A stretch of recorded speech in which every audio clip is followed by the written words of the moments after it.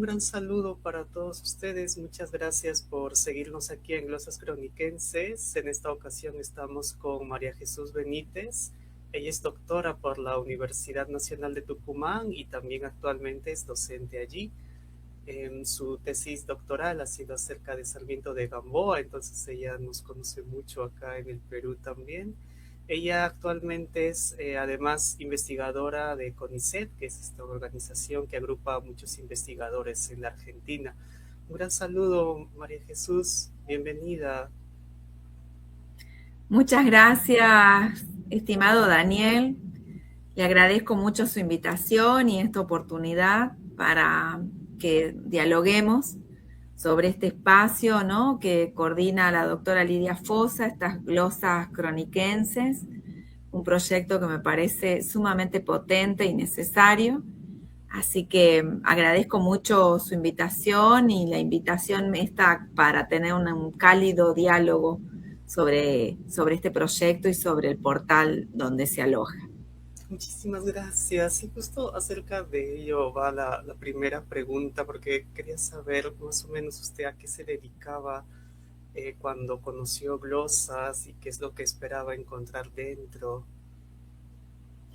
Bueno, el proyecto de la doctora Fossa es un proyecto del cual tuve conocimiento a través de ella, nos hemos encontrado en distintas oportunidades, en eventos, ¿no?, dedicados a la cultura y a la literatura en América Latina, y también en su momento a través de la virtualidad, donde he tenido la oportunidad de escuchar los avances que iba planteando Lidia con respecto a la concreción de este proyecto y a lo importante que es que esté de acceso abierto para que todos los estudiosos e investigadores interesados en conocer tanto sobre las crónicas como este repertorio lexicográfico que contiene tengan un acceso ya a toda una información estandarizada, con fichas, con la terminología adecuada, con los links necesarios para seguir, ¿no?, determinado término.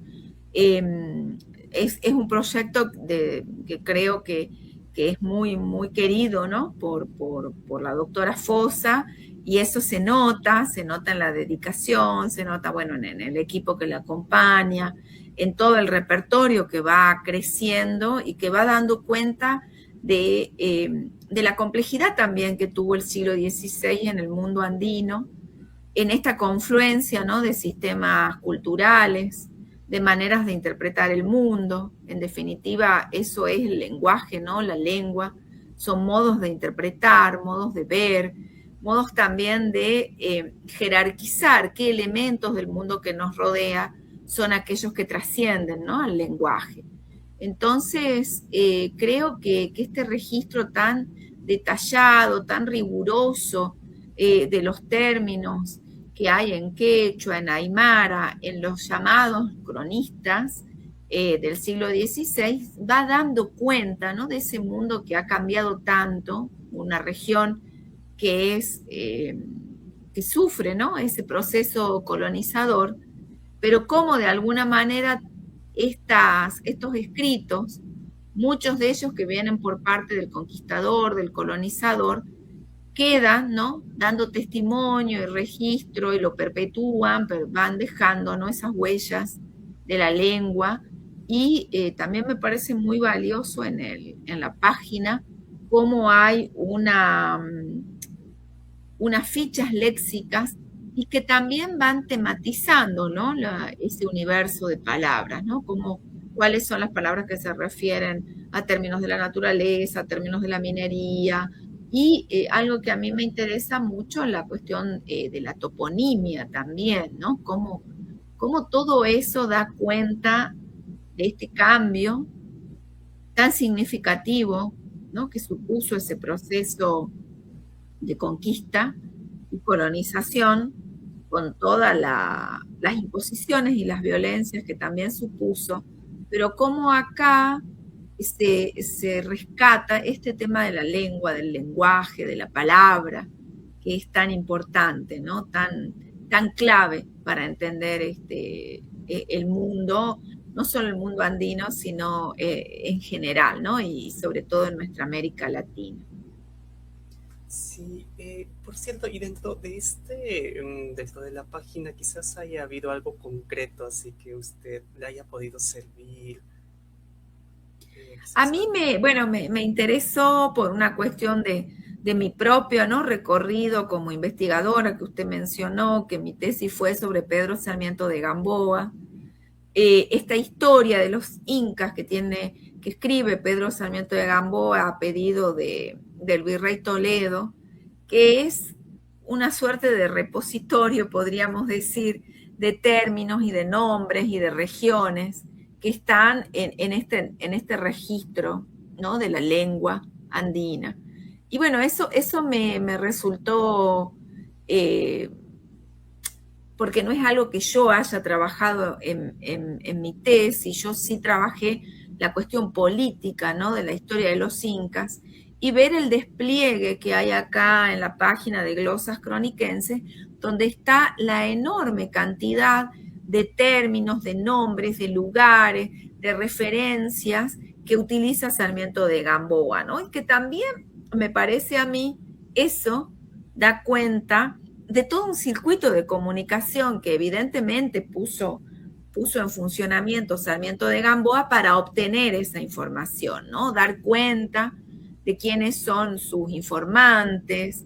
Creo que eso yo entré, ¿no?, a la página por el lado también de la cartografía, de los criterios, porque es algo que me interesa mucho, el tema del criterio de edición, y después este repertorio de nombres que aparece, donde aparece Betanzos, ¿no?, aparece Sarmiento de Gamboa, y ahí me interesó cliquear Sarmiento de Gamboa y empezar a entender y a acceder a este sujeto que fue mi objeto de estudio desde otro ángulo, ¿no? Eso me pareció muy valioso, me brindó otra manera de leer a Sarmiento de Gamboa la página que coordina la doctora Foss, ¿no? Creo que cada uno que ha trabajado con cronistas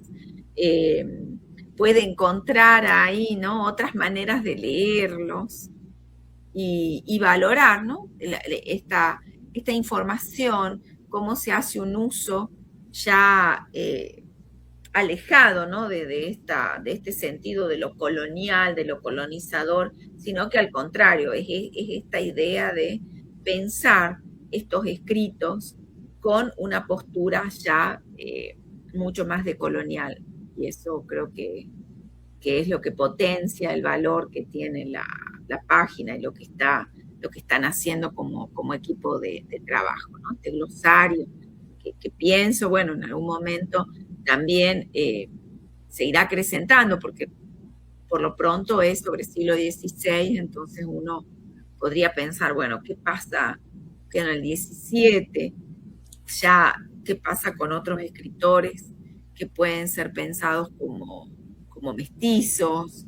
¿Qué pasa con aquellos que toman la pluma desde otro lugar? Entonces, eso me parece que se puede proyectar a lo que es el siglo XVII, a lo que es las emancipaciones del XVIII, ¿no? Como en función de una palabra, de este repertorio de palabras, que también va dando cuenta de un saber y de un conocimiento, ¿no? Un conocimiento que puede tener que ver con la cuestión de las hierbas, que puede tener que ver con la cuestión de la minería, que puede tener que ver con la cuestión de la salud, de la enfermedad, el cuerpo, ¿no? Hay como muchas construcciones culturales que surgen a partir del estudio, ¿no?, de una palabra, ¿no?, también de las operaciones de traducción de esas palabras, ¿no? Entonces creo que es muy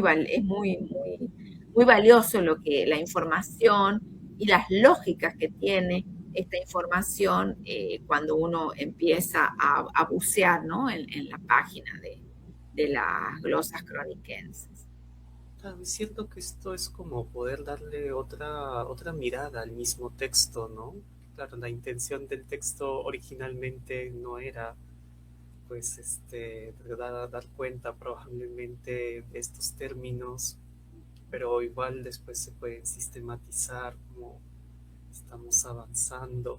Y justo Claro. respecto a esto, no sé si tiene usted así alguna sugerencia, algo que quizás quiera decir, bueno, me gustaría que esto también esté incluido.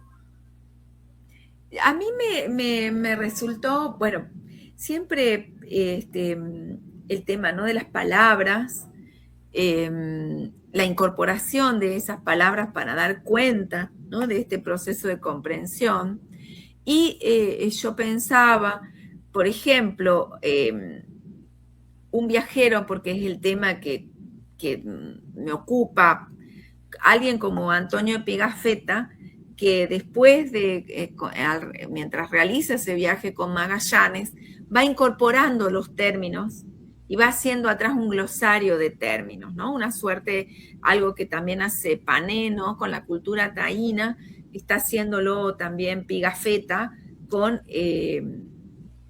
todo aquel con el que intercambia algo, sobre todo en la zona de la Patagonia Argentina. Entonces, eh, esos procesos, ¿no? de encuentros y desencuentros a partir de la lengua y cómo en algunos no es que queda inserto dentro del relato, sino que quedan como un anexo a ese relato y que se ofrece como un material valioso esa ya constitución de un glosario, ¿no?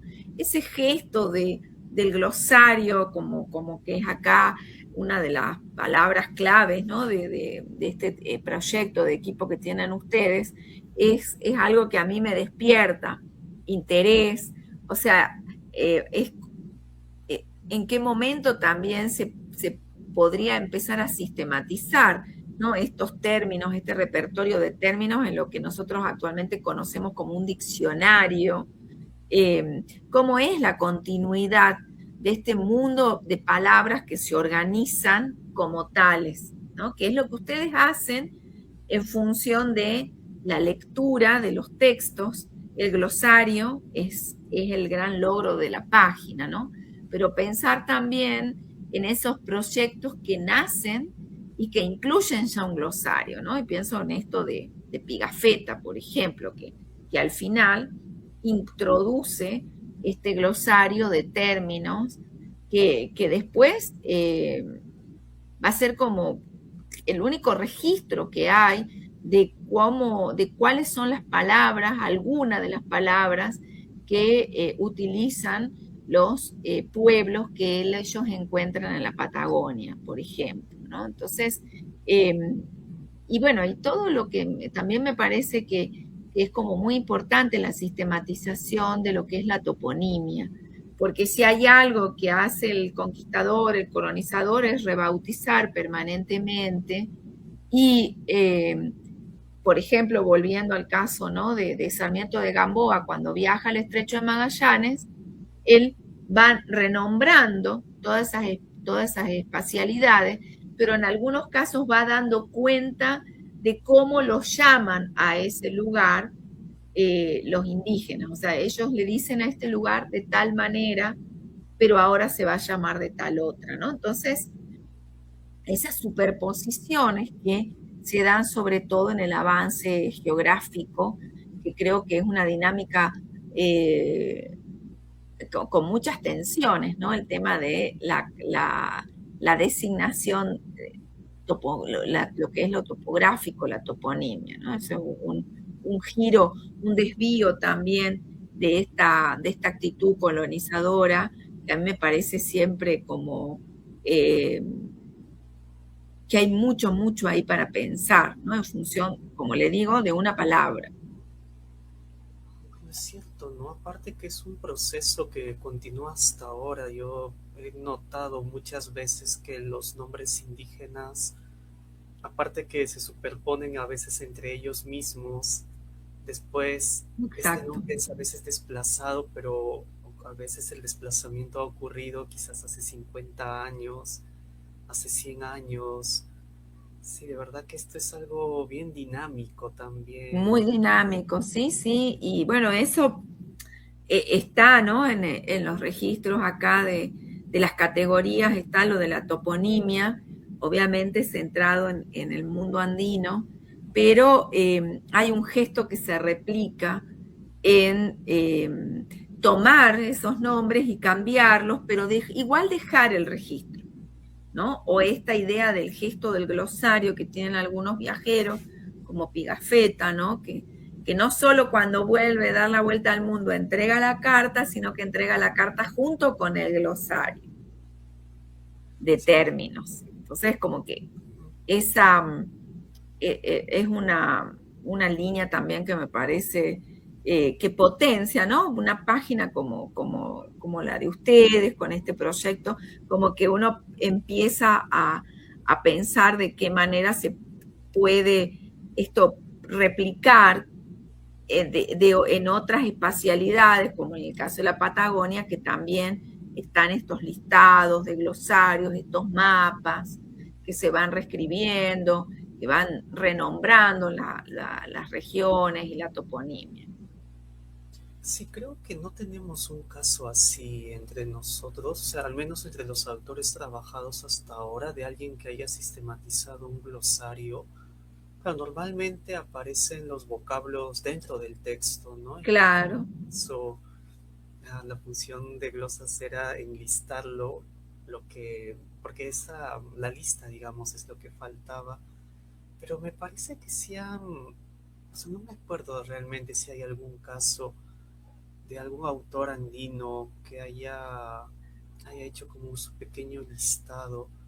Tengo algún recuerdo, igual no sé si es del siglo XVI, pero de las incursiones de los españoles hacia la Amazonía, que a ajá, veces en ah, muy pequeños listados, como, o sea, sí, cómo pedir agua, cómo preguntar por comida, cosas así bien básicas, y que a veces parecieran como un pequeño listado de supervivencia, ¿no? claro, claro, claro.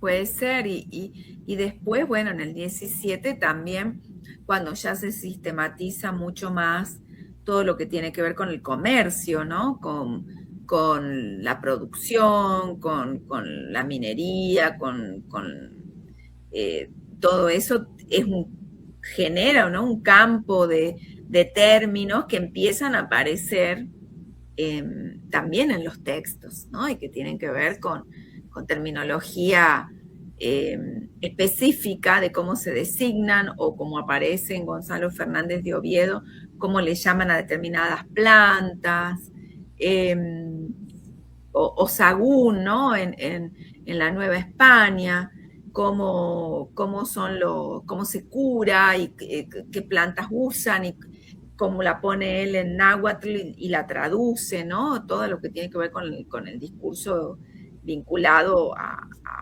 la salud, ¿no? A lo médico y a lo económico también.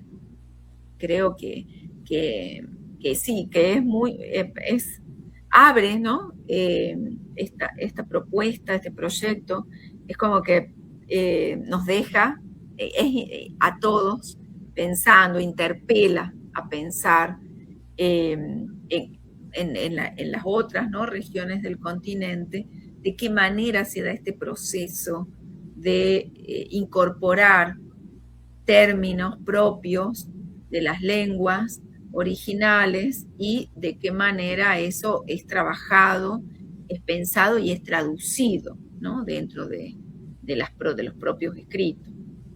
Sí, no, porque ellos también tienen, bueno, algo de eso he podido ver, comienzan a tener una tradición de traducir.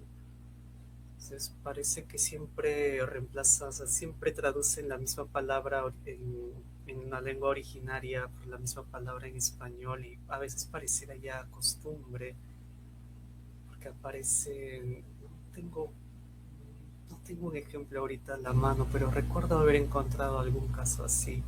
Claro. Sí. Quería, para finalizar, si nos puede comentar sobre la investigación que está realizando ahora, sobre Ginés de Mafra. De hecho, creo que puedo presentar la primera de las imágenes ahorita. Sí, ahí usted tiene. Gracias, Daniel, por preguntar.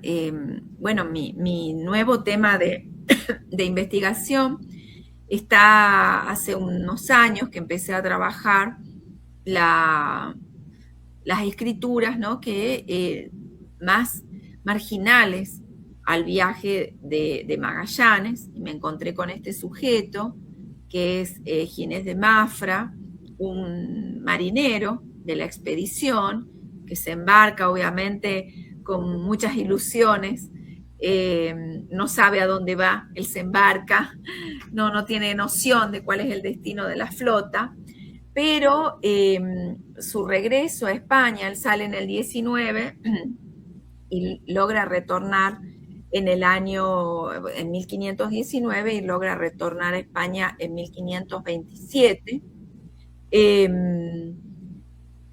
Después, muchos años después, en 1542, él va a escribir un relato de ese viaje en el que acompañó a Magallanes, y es un relato que estuvo 400 años inédito, recién se lo publicó por primera vez en 1920, y hubo una segunda edición con muchas imprecisiones, cercana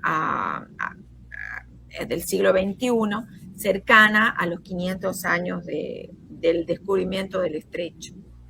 A mí me interesó el texto de Ginés de Mafra porque era alguien que contaba una versión distinta del viaje de Magallanes, una versión atravesada permanentemente por la traición, por el miedo también, por las muertes, por la violencia, y encontré después una copia de ese manuscrito en la Biblioteca Nacional de Madrid, y ahí ya me pareció que era interesante pensar en una edición, ¿no?, de este texto, una edición anotada, una edición que realmente fuera reponiendo la trayectoria, no solo de Mafra, sino también lo que supuso ese viaje, con todas sus implicancias en esta idea, ¿no?, de un mundo, de un orbe que escapa, ¿no?, a la capacidad y a las dimensiones que tenían los españoles cuando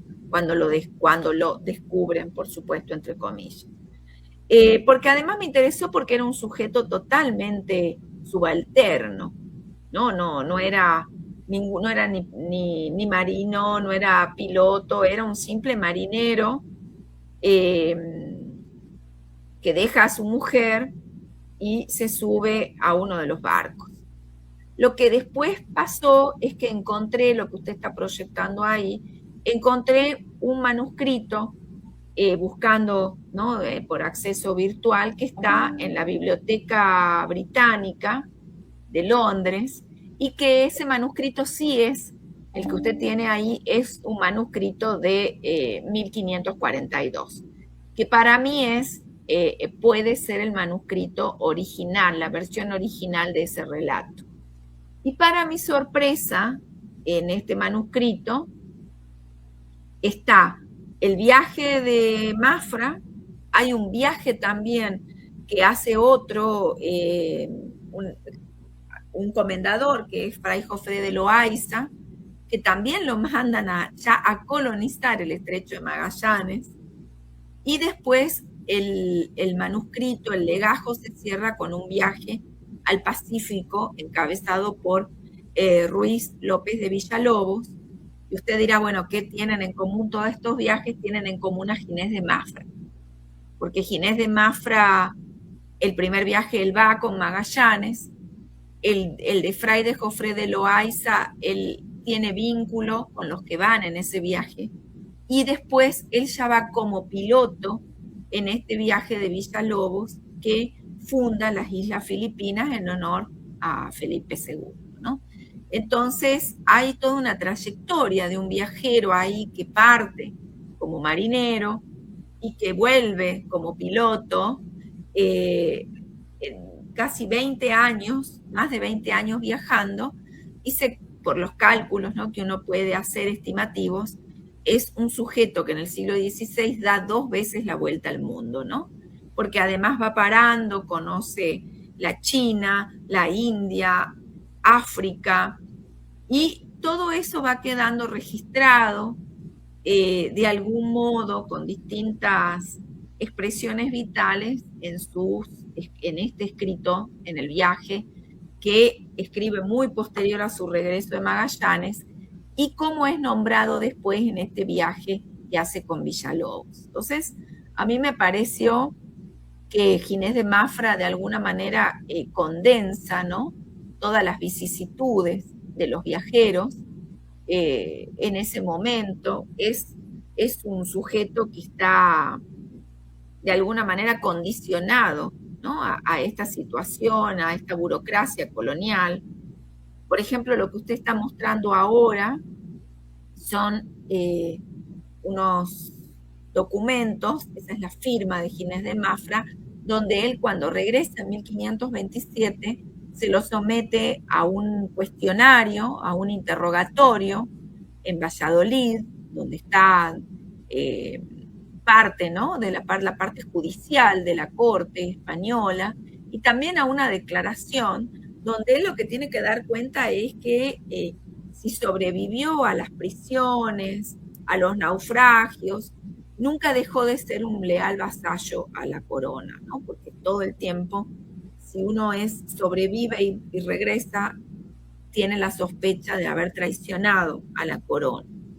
Y también hay otro documento que encontré de él que es muy interesante, que es el de la mujer de él, Catalina Martínez, que cuando él se embarca, él está casado con Catalina Martínez, pero ella, como pasan los años y Ginés de Mafra no vuelve, regresa 8 años después, Catalina se autodeclara viuda, y al autodeclararse viuda se vuelve a casar.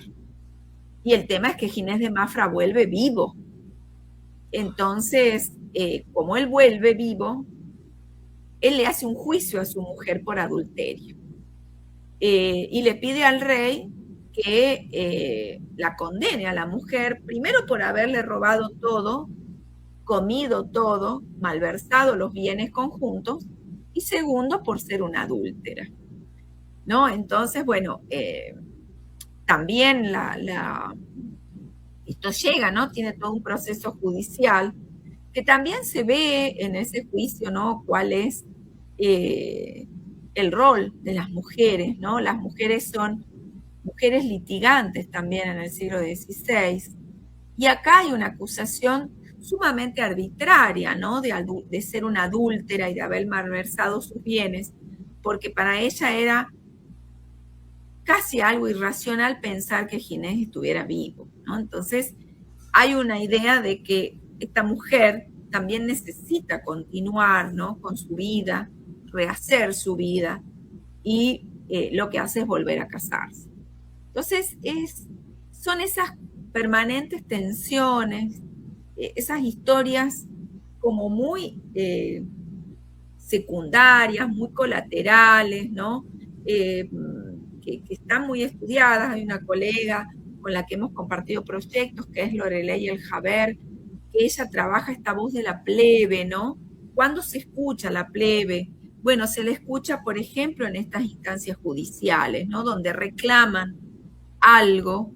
Y acá es este Mafra, que ya fue sometido a un interrogatorio, sometido a una declaración, y que a su vez se ve despojado de todos sus bienes. Bueno, habla a través de todos estos textos, y después finalmente escribe este relato de sus viajes por el mundo en 1542. Entonces, a mí lo que me interesa ahora, que es lo que estoy haciendo con mi colega el doctor Carlos Castilla, que es un especialista en latín humanístico, un filólogo, estamos armando esta edición en base a este manuscrito que usted tiene acá en la pantalla, una edición donde tengamos en cuenta todo este proceso de transcripción, pero también armando una cartografía, porque hay muchos topónimos, muchos espacios que recorre Ginés de Mafra, y los vamos como también poniendo en notas al pie, en un apéndice documental, muchos sujetos, ¿no?, históricos que se van nombrando en el texto, que también los vamos poniendo en un apéndice documental, y que van dando cuenta, ¿no?, de que como un sujeto, este Ginés de Mafra, que durante 400 años estuvo totalmente silenciado, y ahora después de 500 años como que nos vuelve a dar posibilidades de pensar, ¿no?, es la colonialidad, el proceso colonizador, todas las tensiones, las contradicciones que eso conlleva, ¿no? Me parece es un trabajo que me entusiasma y espero terminar pronto y poder compartir con usted, con el grupo que coordina Lidia, ¿no? Darle la bienvenida a este nuevo texto. Wow, no, sí, se ve que es un sujeto que ha tenido una vida bastante interesante, aparte que ha estado en muchas partes del mundo. Esperamos sí, con ansias su trabajo editado para poder leerlo. Muchísimas gracias, María Jesús. Muchas gracias por su Bueno, tiempo. muchísimas gracias, Daniel. Vuelvo a felicitar a través suyo a todo el equipo, a la doctora Fosa. Invito a los colegas, a quienes estén realizando una investigación, que consulten la página de Glosas Croniquenses. Es un material muy valioso, creo que es un legado muy importante que se está construyendo a través de este proyecto. Así que los felicito y agradezco que me haya considerado usted, Daniel, para participar de este acontecimiento también. Muchas gracias a todos por haber seguido esta entrevista también. Hasta otra oportunidad.